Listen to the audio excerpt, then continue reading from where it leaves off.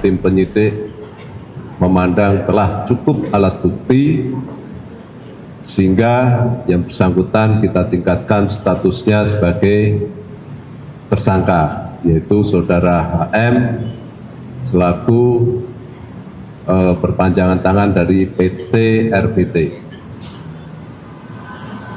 Selanjutnya setelah dilakukan pemeriksaan kesehatan untuk kepentingan penyidikan, yang bersangkutan dilakukan tindakan penahanan di Rutan Salemba Cabang Kejaksaan Negeri Jakarta Selatan untuk 20 hari ke depan.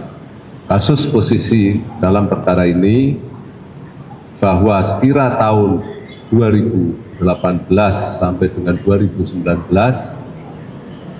saudara tersangka HM ini menghubungi Direktur Utama PT Timah, yaitu saudara MRPT atau saudara RS alias saudara RS dalam rangka untuk mengakomodir kegiatan pertambangan liar di wilayah IUP PT Timah. Yang selanjutnya tersangka HM ini menghubungi beberapa smelter yaitu PT SIP, CVVIP, PT SBS, dan PT TIN untuk ikut serta dalam kegiatan dimaksud.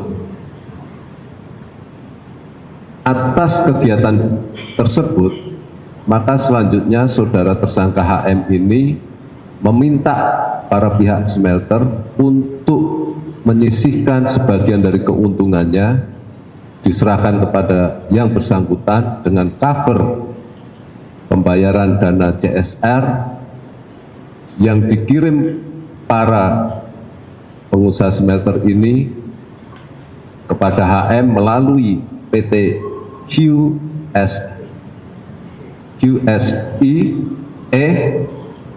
yang difasilitasi oleh tersangka HLN.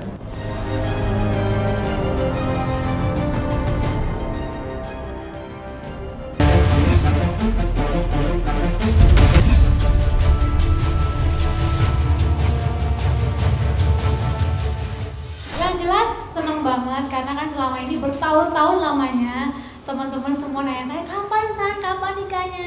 Saya kan nggak pernah ngasih tahu saya pacaran sama siapa.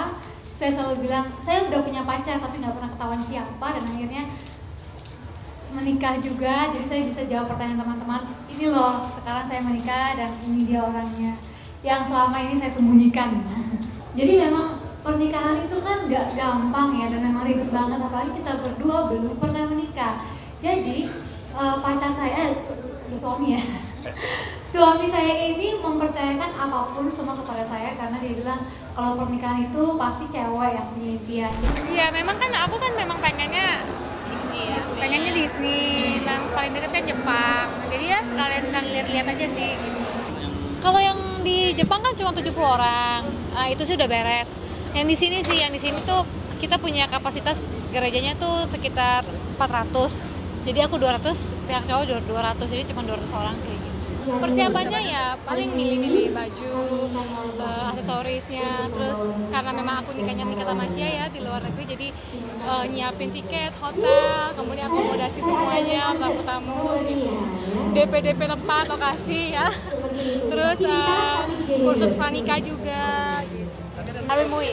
Oh, itu tapi memang namanya terinspirasi dari Harvey. Oh iya. Kan dia campuran Makassar, Papua sama Ambon. Profesinya gue dong. Iya, Papua, Makassar, Ambon. Profesinya ya kerja sendiri. Bisnis? Iya, bisnis sendiri. Oh, bisnisnya sendiri ya? Iya. Tambang. Saya nggak mau jawab berapa tepatnya, tapi memang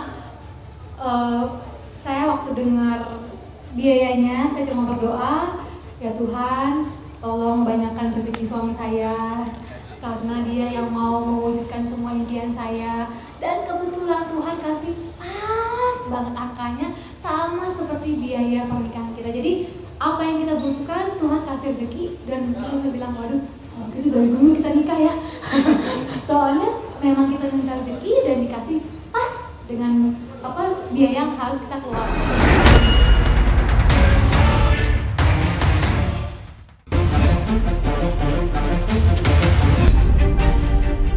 Permasalahan utama mengenai uang tersebut sudah ditransfer di depan ke saya pada saat saya masih di UK. Untuk kepulangan ke Indonesia, saya juga sudah memberitahu ke pihak yang memberikan saya endorse. Untuk uangnya secara jujur, sebagian sudah saya pakai untuk mengurus segala urusan saya untuk pulang dari UK ke Indonesia. Mengenai endorsement ini dan cara saya menyikapinya, saya akui saya salah. Maka dari itu, saya berusaha bertanggung jawab dengan menunjukkan itikat baik saya melalui cara sudah mengembalikan 34 juta ke mereka dan bernegosiasi. Ujar Loli. Ya mudah-mudahan anak gue yang satu-satunya ini, yang sulung ini bisa menjaga dirinya dengan baik gitu. Kalaupun ada keluarga yang katanya mau mengasuh, asuhlah dengan baik gitu. Jangan dibiarkan anak itu dengan kehalusinasiannya. Jadi saya tuh sekarang bukan sedih tapi saya kasihan gitu kan, kayak ini anak butuh pertolongan secepatnya. Tapi kalau bukan dari dirinya sendiri, siapa yang mau bantu? Ya kan? Sekalinya ketemu orang baru, orang barunya mensupport kehaluannya juga. Makanya jangan sampai, makanya kenapa gue tuh cari uang susah payah, malam jadi pagi, pagi jadi malam buat gue tuh. Semua itu kan gue perjuangkan untuk anak-anak gue kelak, supaya nanti mereka mendapatkan kehidupan yang layak, pendidikan yang tinggi, bisa membanggakan orang tuanya gitu kan, sekelilingnya, keluarganya, itu aja sih. Cuman ya itu dia, kalau karena sudah terkontaminasi dengan hal-hal buruk, ya gue mau apa? Sebetulnya murka juga enggak sih sebetulnya.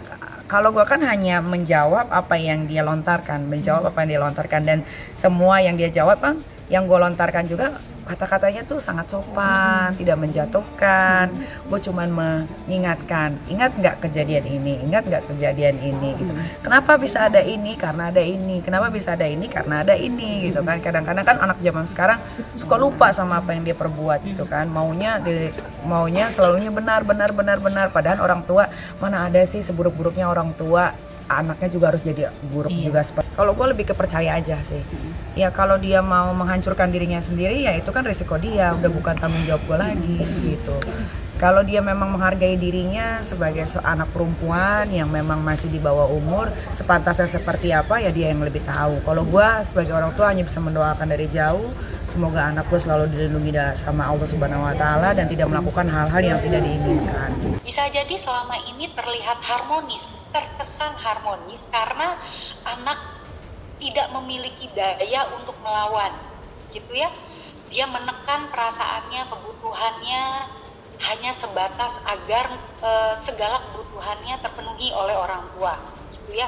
Tapi lalu pada saat diberikan kesempatan untuk bisa bebas, gitu ya, punya otonomi, maka si remaja ini lalu menunjukkan rasa berdayanya, rasa ingin rasa otonominya, gitu ya, untuk lebih mandiri mengambil keputusan, bertindak, gitu ya, atau bersikap. Nah, ini yang seringkali bisa jadi membuat orang tua juga kaget, gitu. Kok tiba-tiba anak aku yang semula nurut, kok tiba-tiba melawan, gitu. Padahal bisa jadi ini muncul karena memang selama ini tidak ada dialog.